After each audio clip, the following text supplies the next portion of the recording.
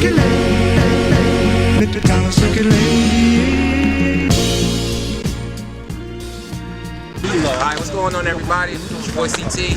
This is the second part 2 of the first, original content that you'll see on CTxTV, CoryTowns.com.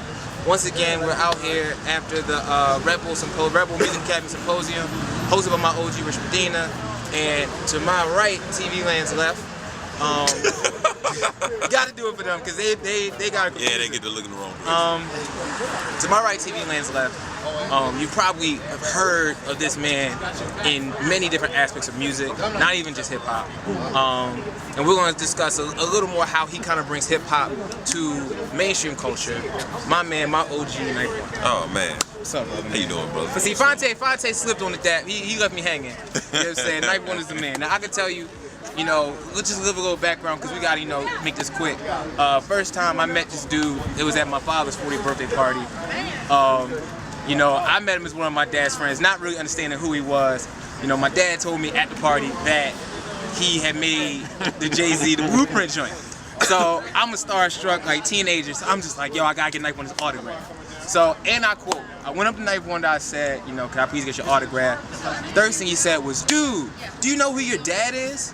And yelled at me in front of the entire party. And I'm a teenager, I'm just like, damn, maybe I shouldn't ask him for his autograph or whatever. So, you know what I'm saying? It was kind of funny. My dad and his friends laughed. And he actually found me at the end, gave me an autograph, but the autograph said, and I quote, you have to know who your father is, Knife Wonder. So I've always just had that kind of, remember your knife and stuff like that. So to meet him now is definitely cool and stuff like that. But we're gonna get to the interview. So aside from production music, I'm pretty sure you hear about that a lot. You teach hip hop at Duke. One of the most traditional schools that they have. All I know is the Blue Devils and stuff like that. What exactly do you teach, and how has that been since you started doing it? It's been a great experience, man. I teach a class called Sampling Soul, along with Dr. Mark Anthony Neal, who gave me the opportunity to do so. And it's a great experience. It's a lovely experience, man. I get to influence kids, who really don't have an idea of the history of hip hop, which is not their fault. I think we get a lot of older cats get on young cats. You don't know who this is. I mean, they probably weren't even born. So, that's the thing about it. And we teach just the history of the black diaspora music going all the way back to the 1920s and 1930s, coming all the way up to present day. Okay. And, getting a lot of heated and heavy discussions, but it works out. So how does how does it come? Do you get those kids that just come to you yo, I can make beats, yo, I can produce, let me join your class? How did that interaction work out? All the time. Yeah, man, it works out, man, kind of crazy, man. It's they come up to me and they ask, they're taking my class. It's like, yo, man, can I get a BCD? But they usually wait until the end of the semester because I don't want to give them a CD and it's trash. Which is cool. And so how has it panned out? Have you heard anybody that you like that you would kind of?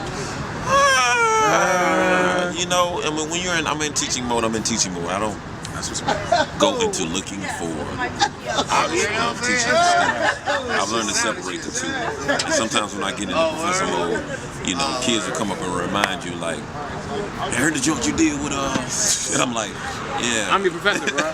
So what's your professor name?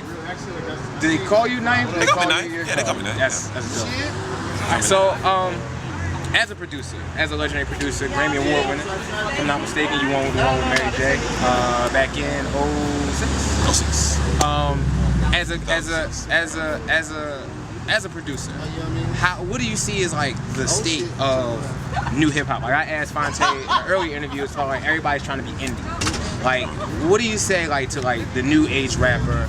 Especially with social media and just a whole bunch of stuff like that. I think social media is the way to go. I think if you use social media for the correct thing, trying to be controversial, not trying to whatever, set and third. If you use it the correct way to help your career to pan out. Okay. But as far as being Indian, Indian is always a positive thing. It's always a good thing to do. Okay. Be independent. Independent always works, and that's what it is. I got you, man. What's up? So kind of wrap things up. So I know you guys got to head out. 2012 and Knife Wonder, and even further in the future, what where do you see, what do you see yourself doing?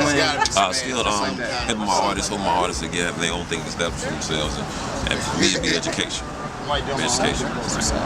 So, all right, we're gonna wrap this up. It's part 2 of the first, original interview. See on CoryTowns.com, CTxTV.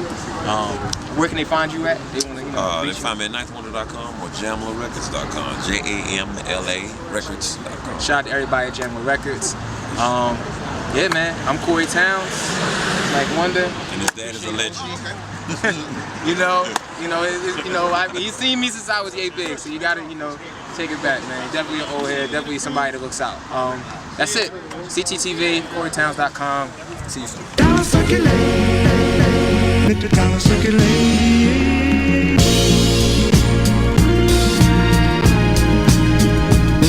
Let the dollar circulate.